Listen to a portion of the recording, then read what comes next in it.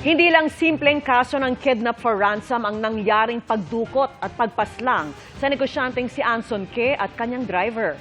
Sabi ng PNP, matagal ng planong patayin si Ke ng mastermind na patuloy na tinutugis ng pulisya. Nakatutok si June Veneracion. Sa loob ng unit number 345 ng apartment na ito sa May Kawayan, Bulacan, na tila scam hub umano ang setup. Sinasabing itinago ng mga kidnapper ang negosyanteng si Anson Ke at kanyang driver na si Armani Pabilio sa loob ng 10 araw. Sa nabanggit na apartment din umano sila pinatay noong April 8 bago itinapon ang kanilang mga katawan sa Rodriguez, Rizal. Lumabas na rin po yung result po ng autopsy. Ang nakalagay po doon na cause of death po ay asphyxia by manual strangulation. So sinakal po sila.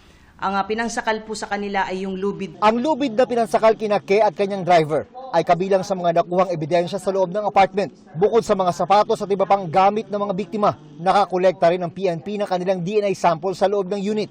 Base sa extrajudicial confession ng mga arestadong suspect na sina Richardo Austria at Raymart Katikista, sila nila ang pumatay kay Ke at kanyang driver. Kumpisal pa nila sa pulisya, ang nag-utos sa kanila ay si David Tan Liao na nasa police custody na rin. Pinatay ang Chinese businessman kahit nagbayad ang pamilya ng ransom na cryptocurrency na ang katumbas na halaga ay milyong-milyong piso. This is not an ordinary kidnap for ransom operation.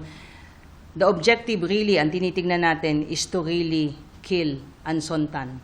Nasampahan na ng reklamong kidnap for ransom with homicide ang 3 suspect. Pinaghahanap pa ang isang babae at isang lalaking Chinese na kasama rin umulo sa krimen.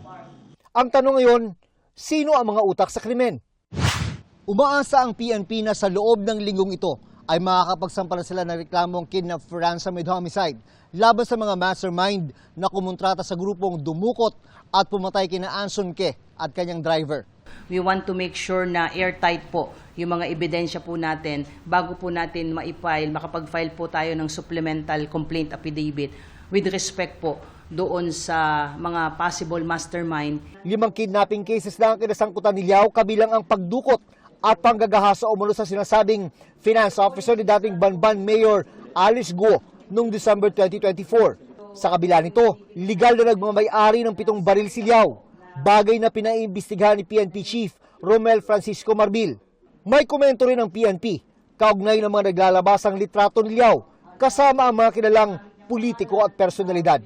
If you research ngayon po si David Tan Liao, you would see kung sino po yung mga personalities na nakakabing elbows po niya. Again, sabi nga natin, it does not prove anything. Para sa GMA Integrated News, June Veneracion, Nakatutok, 24 Oras.